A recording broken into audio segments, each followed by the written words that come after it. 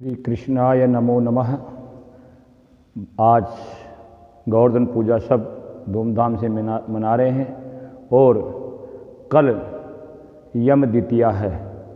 यम द्वितीया से तात्पर्य है जिसे आम जन भाई दूज के नाम से जानते हैं।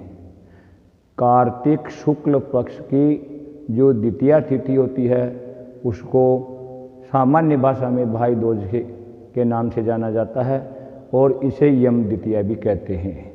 यम द्वितीया कहने का तात्पर्य है कि इस रोज प्रत्येक भाई को अपनी बहन के यहाँ जा कर के उनका आतिथ्य स्वीकार करना चाहिए। बहन का बताया गया है कि सूर्य के पुत्र यम और यमुना ये दोनों भाई बहन हैं और दोनों भाई बहन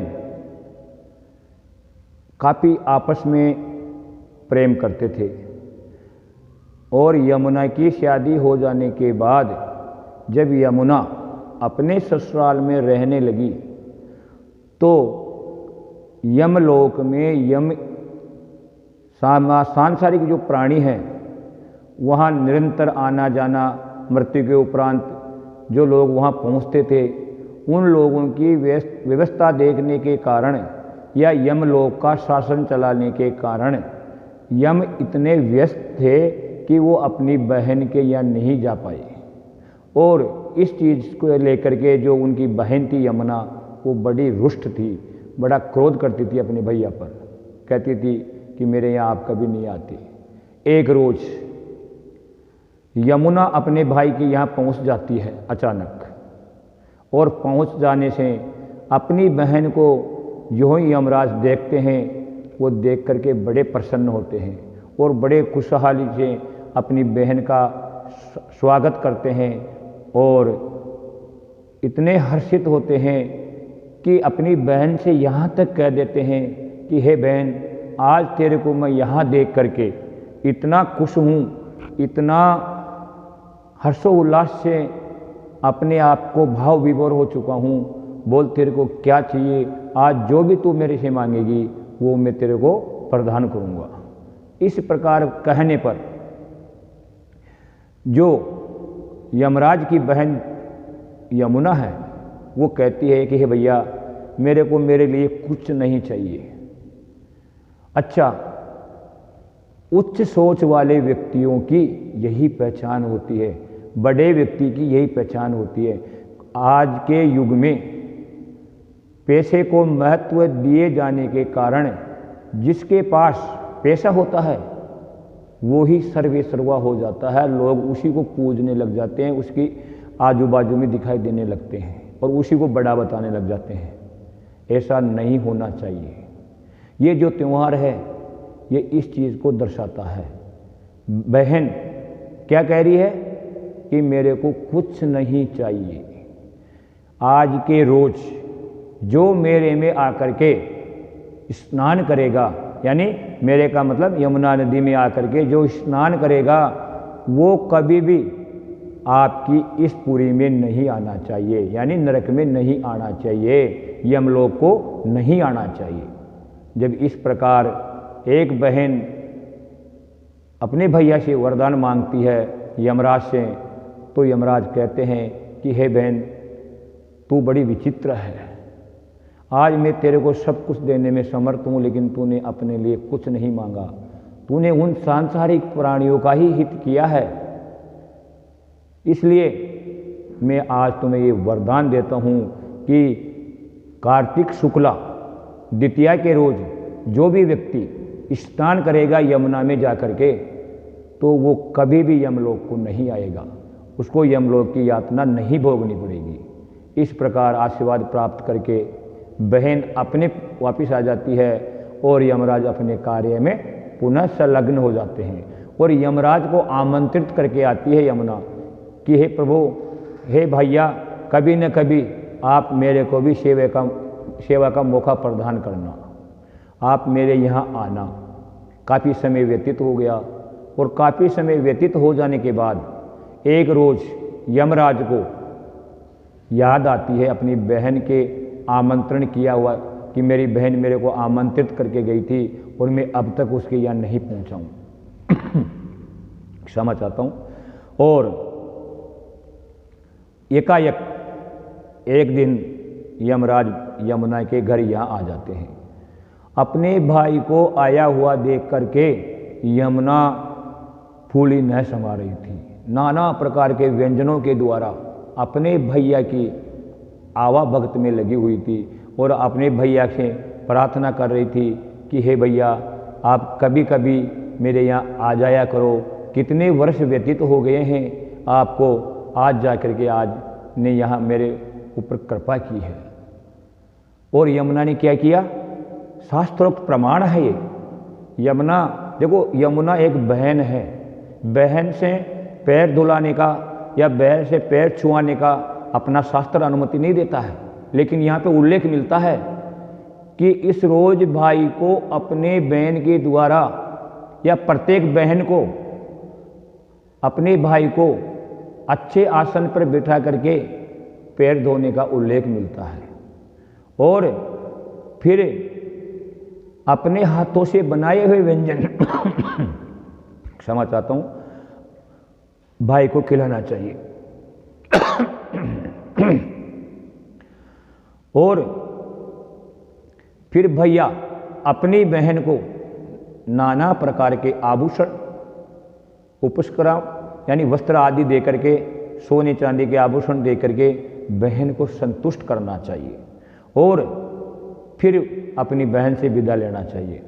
इस रोज बताया जाता है कि प्रत्येक भाई को अपनी बहन के यहाँ जा करके उसका आतिथ्य स्वीकार करके उसके घर भोजन करना चाहिए। ऐसा करने से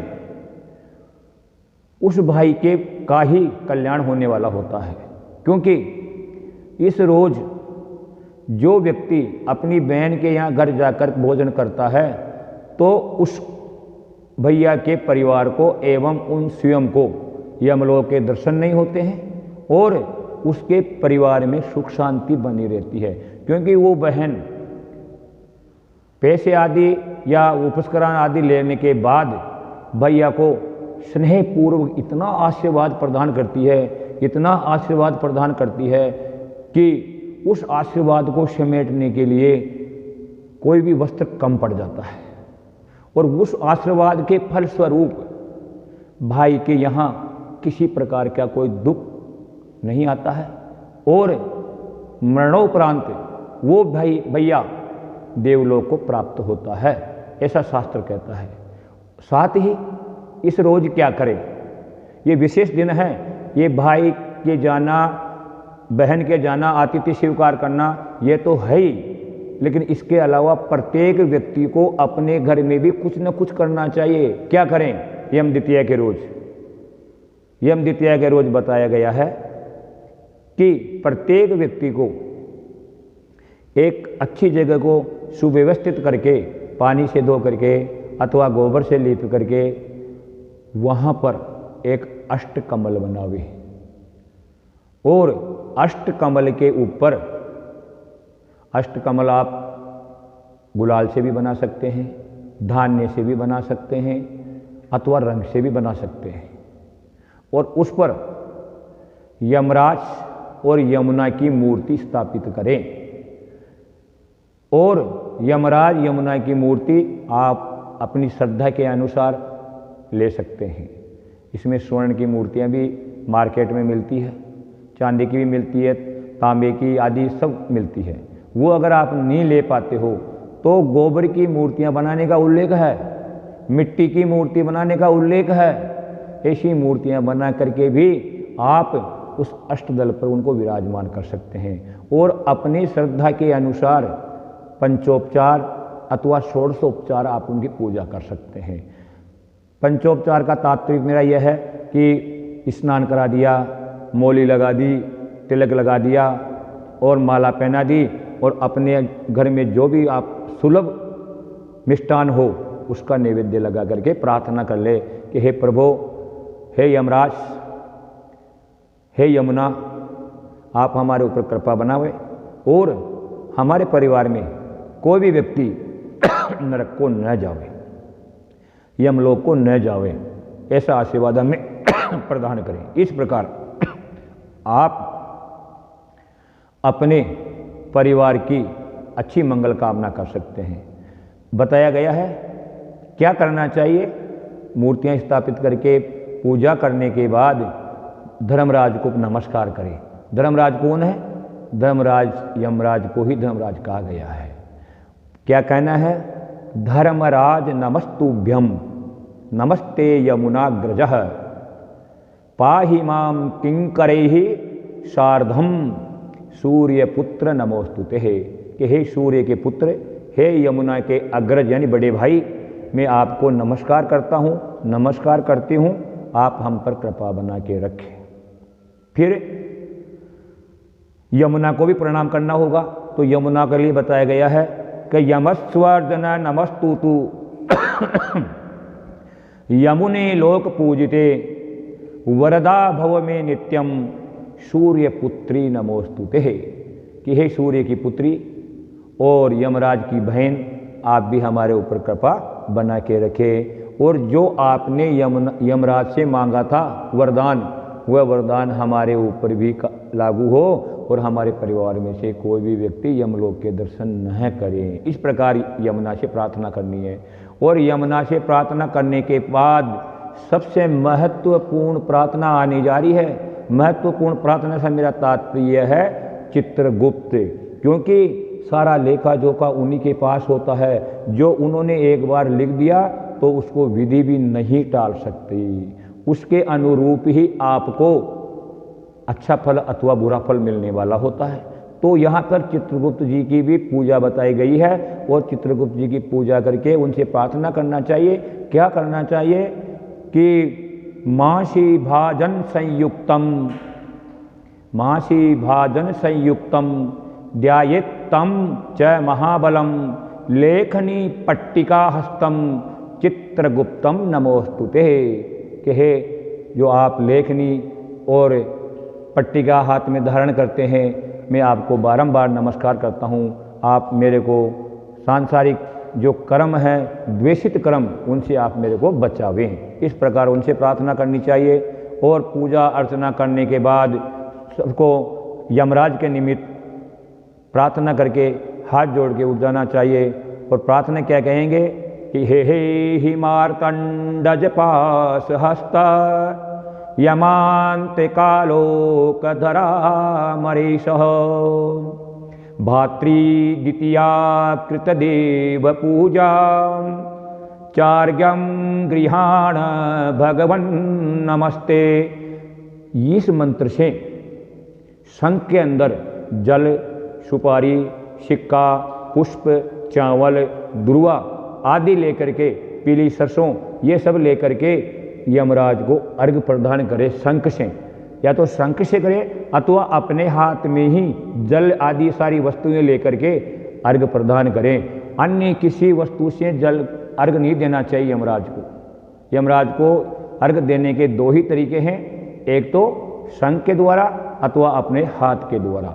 इस प्रकार यम राज की एवं यमुना की पूजा करके अपने आप को एवं अपने परिवारजनों को यमलोक जाने से बचावे।